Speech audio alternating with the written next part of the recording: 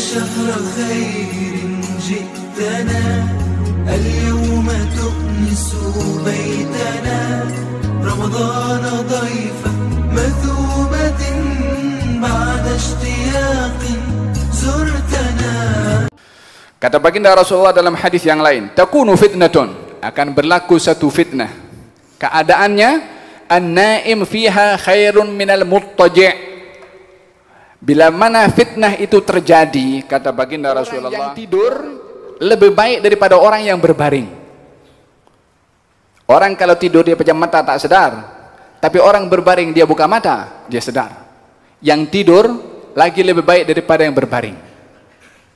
Yang kedua, wal muttaji'u fiha khairum minal qa'id.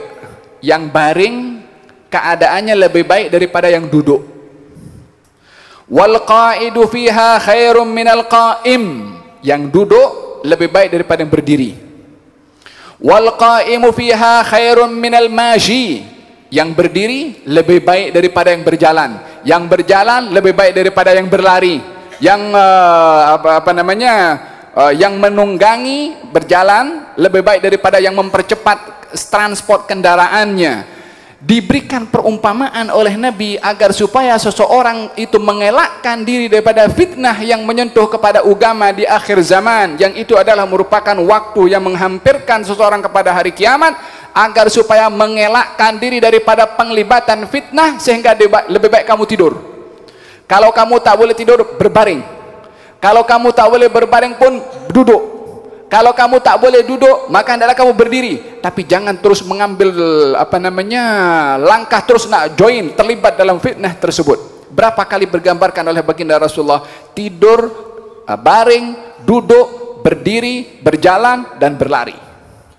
Tujuannya apa? Jangan mudah tergelincir, terlibat dalam fitnah. Ini fitnah bukan fitnah keduniaan.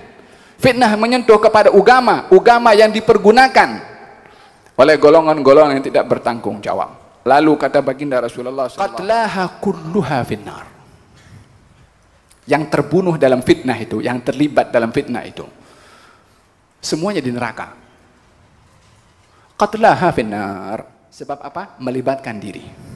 Nabi suruh jangan terlibat, dia terlibat sendiri.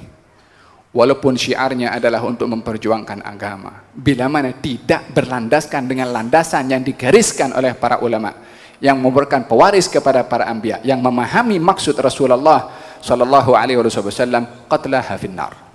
Yang terbunuh dalam fitnah itu di neraka, kata baginda Rasulullah. Lalu kata baginda Rasulullah, mata ayyam, ditanya kepada Rasulullah, mata ayyamul haraj, bila perlakuan pembunuhan itu akan terjadi wahai Rasulullah, yakni fitnah itu. Kata baginda Rasulullah, hina la ya'manur rajulu jalisahu, ketika seseorang tidak merasa lagi aman dengan orang yang duduk di sebelahnya, yakni sudah tidak ada merasa aman dengan sesiapapun juga, dah tak percaya kepada sesiapapun juga. Lalu mereka berkata, ya Rasulullah, fabima ta'murni? Ya Rasulullah, kalau aku dapat fitnah itu terjadi dan aku hidup zaman itu, apa kamu perintahkan aku untuk buat? Apa nak buat kalau fitnah itu terjadi? Kata baginda Rasulullah, ukfuf nafsaka wa yadak. Ukfuf nafsaka, tahan diri kamu, jangan terlibat, jangan keluar. Kemudian wayadak, dan tangan kamu juga. Diri kamu jangan keluar, tangan kamu pun jangan terlibat. Apa maksud tangan jangan terlibat? Jangan pegang pedang, jangan pegang senjata, jangan menggunakan alat tajam untuk terlibat dalam fitnah itu. Apa agaknya kalau dipaksa? Subhanallah, ini yang Nabi beritahukan, skrip yang terjadi di kita punya zaman sekarang.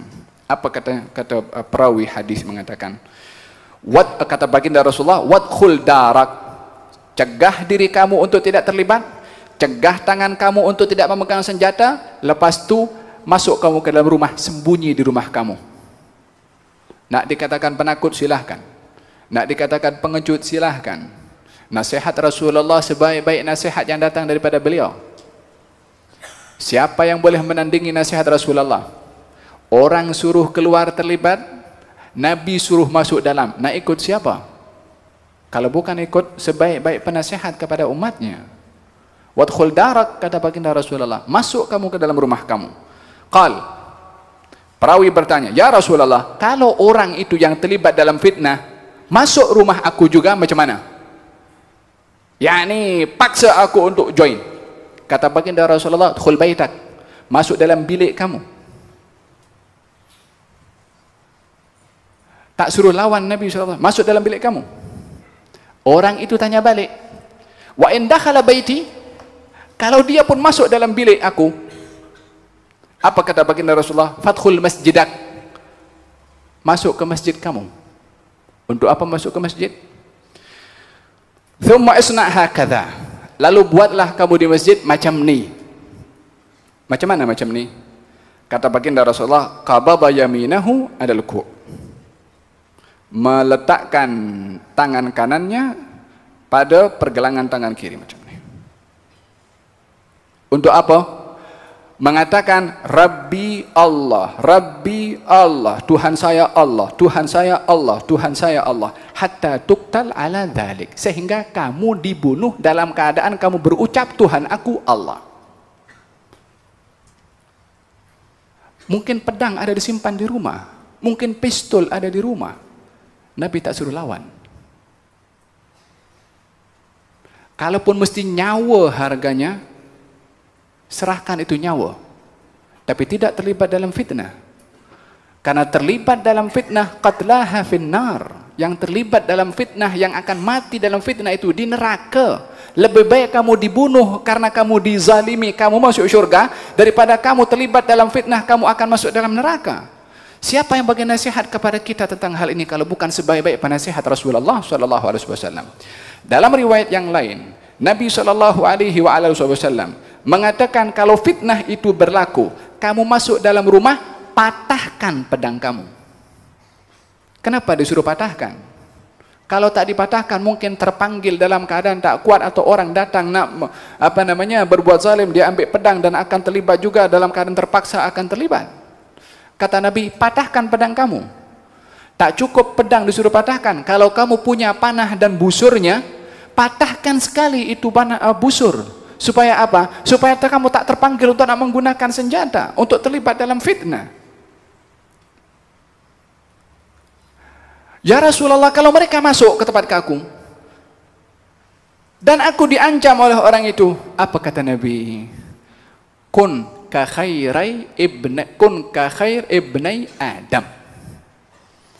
Jadilah kamu macam anak Adam yang baik. Anak Adam yang dikisahkan oleh Allah dalam Al-Quran yang berlaku pembunuhan, siapa? Habil dan Qabil. Siapakah yang baik daripada dua anak Adam itu? Habil. Apa kata Habil?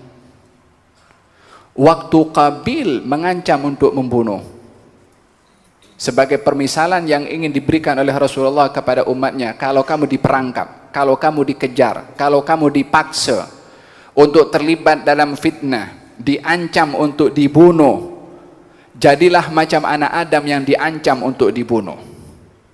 Apa yang berlaku kepada dua anak Adam? Qabil mengatakan kepada Habil, la aqtulannak, aku akan bunuh engkau.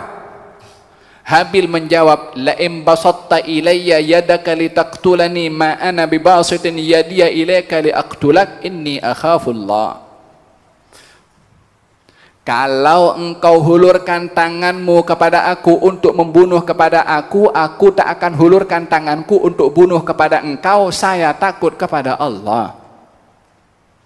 Ini anak Adam yang baik, yang umat di akhir zaman, bila mana berlaku fitnah yang mengancam sampai keadaan dipaksa untuk terlibat dalam fitnah tersebut, jadilah seperti anak Adam.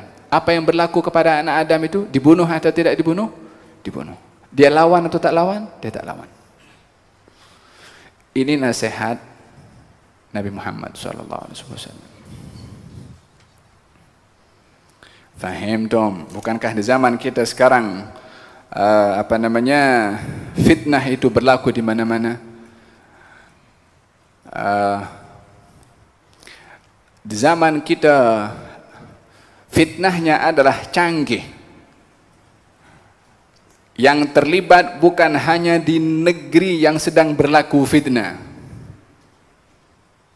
Nabi mengatakan yang baring, yang tidur lebih baik daripada yang baring. Yang baring lebih baik daripada yang duduk. Sekarang, apakah yang digunakan untuk merekrut, menarik orang untuk datang pergi ke sana? Internet. Pergi duk tengok dulu. Iklan. Disebarkan iklan. Siapa nak masuk syurga? Orang pun pelik juga daftar. Fahimtum? Apa sebab? Al-jahlu. Dengan jahil berlaku fitnah. Dengan fitnah berlaku pembunuhan.